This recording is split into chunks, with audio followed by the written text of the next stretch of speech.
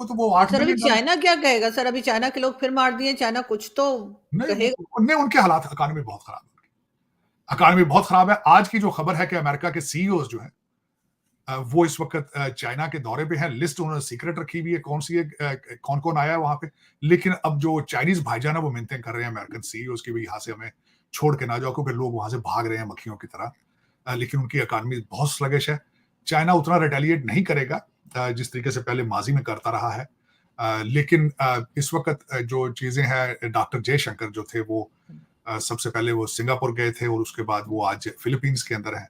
बड़ी जबरदस्त स्पीच उन्होंने दी, खासकर जो रशिया के अंदर अटैक हुआ मास्को पे, उसके ऊपर उन्होंने सिंगापुर से कहा था कि भाई terrorist is a terrorist regardless which language he speaks, और नो मोर एक्सक्यूजेस। दर हकीकत उनका इशारा तो सिंगापुर से, उन्होंने कहा था इशारा तो पाकिस्तान की तरफ ही था। आज भी उन्होंने वहां से स्टेटमेंट दी है फिलीपीन से, specially the constitution of the sea जो 1982 में लिखा था, और उसको उन्होंने स्पीच के अंदर अपनी जो थी उस पर उन्होंने हवाला दिया है कि सारी पार्टीज को उस पर पाबंद रहना चाहिए। और जो साउथ चाइना सी है जिसके ऊपर चाइना अपना काफी हक समझता है, और फिलीपीन का भी काफी पानी जो है वो जो समुद्री उसकी हदूद है उसके ऊपर कब्जा कर रखा है। तो इट वॉज अ वेरी, दो चार चीजें इस वक्त आज की जो खबरों में मैं बताना चाहूंगा। एक न्यूज की तरफ आप सबसे रिक्वेस्ट है कि जिसने भी चैनल को सब्सक्राइब नहीं किया है प्लीज चैनल को सब्सक्राइब करना ना भूलिएगा। एक तो मालदीव के भाईजान जो दाढ़ी वाले हैं वो भी थोड़े नरम हो गए हैं उन्होंने, क्योंकि आज उन्होंने भारत का कर्जा है काफी और उन्होंने रीस्केड्यूल कराना था, तो वो थोड़े भारत के भी गीत गा रहे हैं। वो लोग उससे गलत मतलब ले रहे हैं कि शायद he is a change of heart. लेकिन जयशंकर साहब निकले हुए हैं। जयशंकर साहब जो सिंगापुर और फिलीपीन जाना दर हकीकत, और फिर उसके बाद मोदी जी का भूटान में जाना, ये सारा दर हकीकत is basically to flex the muscle against China. और दूसरा इलेक्शन हो रहा है। मोदी साहब 400 नहीं तो 370-80 सीटें तो जरूर लेंगे। पॉपुलर हैं इस वक्त। मोदी साहब का जो जादू है वो सर चढ़ के बोल रहा है भारत के अंदर। पहले जो मैं देख रहा था उनका, मैं खुद अपनी आंखों से देख कर आया था। जब मैं भारत में था तो एक वर्ड बड़ा मशहूर था वहां पे, जो स्लोगन था मोदी जी की गारंटी है। तो अब वो खासकर दूसरा स्लोगन मुझे पता चला है आज कि मोदी जी का परिवार, वो उसे कहते हैं ना कि कांग्रेसी पार्टी जो है वो उनमें एक ही परिवार है, गांधी वो सारे एक ही परिवार पार्टी के अंदर घुसा हुआ है। तो वो मोदी साहब ने अपना उसका स्लोगन बनाया है कि मेरा कोई परिवार नहीं है, भारतीय लोग मेरे परिवार हैं, मेरी फैमिली है। तो वो ये दो स्लोगन इस वक्त जो लेटेस्ट है बच्चे बच्चे के मुंह पर है। मैंने जो बात चीज देखी थी वहां के हर दूसरे चौक में मोदी जी का वो प्ले कार्ड पड़ा हुआ था, वो उनका वो पूरा जिस तरह लगता है कि मोदी साहब खुद खड़े में, लोग खड़े वो साथ तस्वीरें बनाते थे। ये देख। और दूसरी मैंने एक बात खासकर नोट की थी, दो चीजें खासकर मैंने नोट की इस दफा, और मेरे साथ जो दोस्त भारतीय थे वो भी देखते थे कि दो चीजें। एक तो अयोध्या मंदिर की वजह से पूरे भारत के अंदर हमने देखा तो वो जो केसरी झंडे थे, जय श्री राम की जिस तरह वो कहते थे। फिर मेरे कुछ भारतीय दोस्त थे वो कहते थे जी वो जब मंदिर हो रहा था तो उस वक्त गांव गांव शहर शहर में सुबह सुबह लोग निकलते थे, जुलूस निकालते थे जिसमें अपने सारे जो हिंदू थे वो गाने गाते थे। तो दूसरा उसमें ये मोदी साहब का देखा कि कोई 5 मिनट नहीं गुजरते सामने मोदी जी की तस्वीर नजर आ जाती किसी ना किसी फॉर्म और शेप में। लेकिन जो ही मैं चंडीगढ़ पहुंचा हूं तो वहां भगवंत मान साहब जो है आम पार्टी वाले, उनकी तस्वीर बिल्कुल उसी तरह सामने आ जाती थी। दिल्ली में थे कि जहां जाते थे तो वहां मोदी जी और साथ अपना आदित्य योगी साहब की तस्वीर फौरन आ जाती थी। तो ये दो चीजें मैंने बड़ी इंटरेस्टिंग देखी हैं वहां पे कि एक तो झंडे, और मैं खासकर जो जिस जगह पे गया था जो मेरा मैं होम समझता हूँ, हिंदू बेल्ट है बिल्कुल, इंदौर। वहां पे तो खैर जाहिर है बहुत ज्यादा वो काउ बेल्ट उसको कहते हैं, तो वो।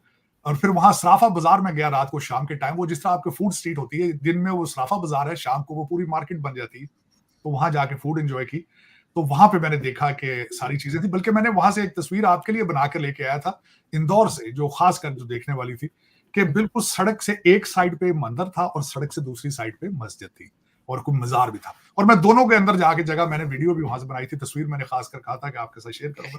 लेकिन वहां पे को डिस्टेंस, एक दूसरे को रिलीजियस टॉलरेंस मौजूद है, इसमें कोई शक नहीं है। मैं ये जरूर कहूंगा ये उनके अंदर प्लस चीज है कि वो एक दूसरे को बर्दाश्त करने का उनके अंदर मानना है। और एक बहुत बड़ा कंट्री है, इक्का दुक्का केसेस तो फिर आरजू हर जगह होते हैं। और दूसरा आरजू मैं समझता हूँ हर कौम और हर मजहब के अंदर कुछ परसेंटेज लोगों की होती है जो ट्रबल मेकर होते हैं, they are born trouble maker.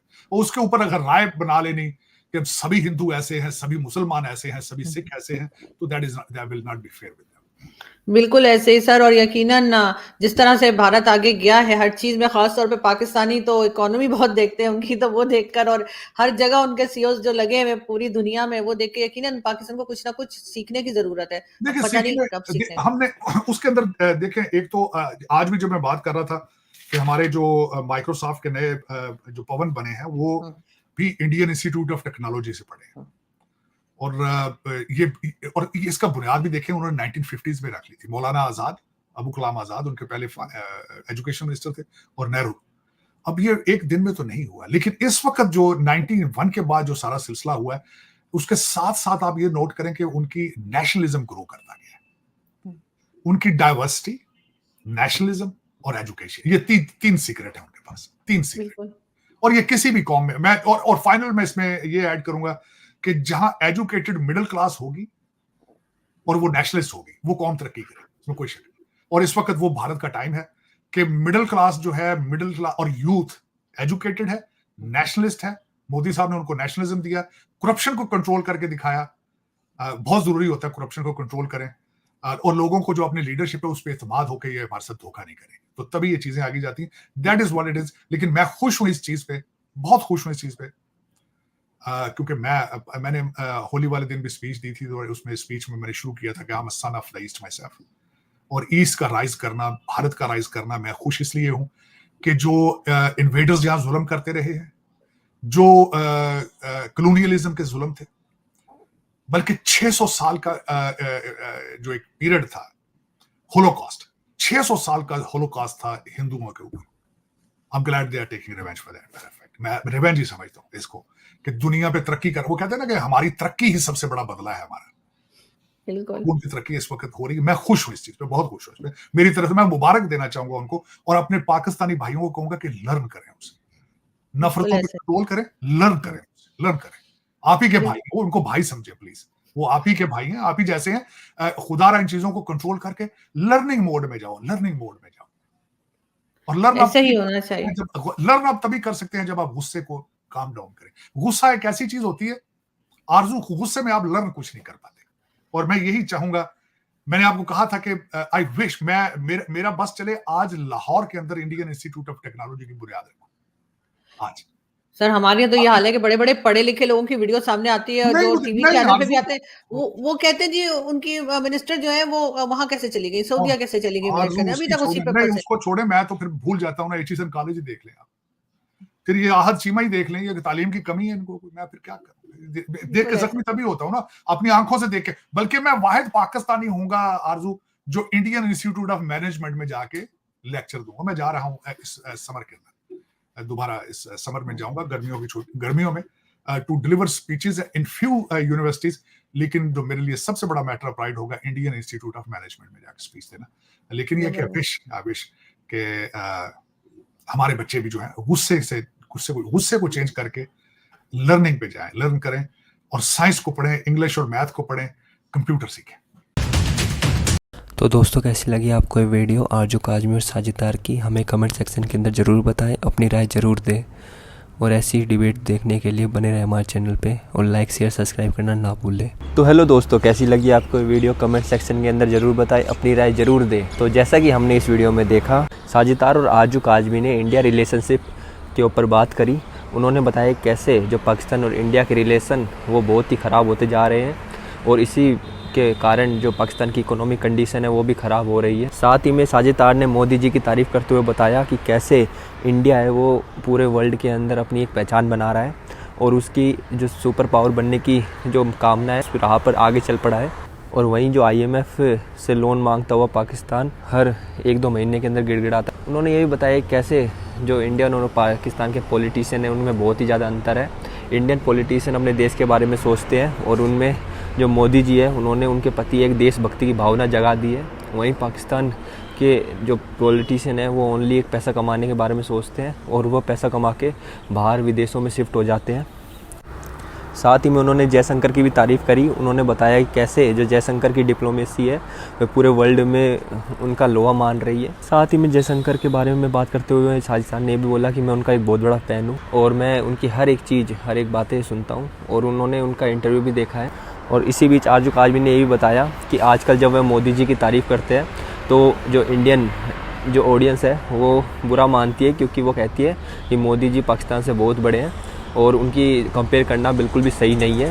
साथ ही में आरजू काजमी ने ये भी बताया कि कैसे उन्हें बचपन से हिंदुस्तान और हिंदुओं के प्रति एक नेगेटिव बातें बताई गई है और उनकी जो पूरी ब्रेन वॉशिंग कर दी गई है।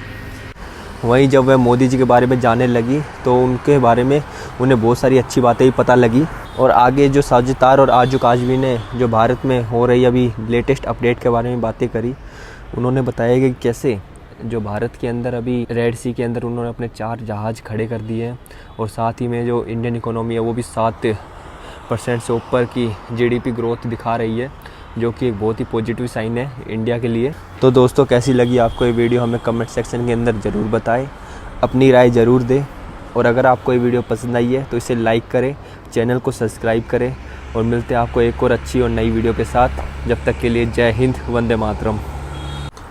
और आप क्या सोचते हैं इस वीडियो के बारे में ज़रूर बताएं, अपनी राय कमेंट सेक्शन के अंदर ज़रूर दें।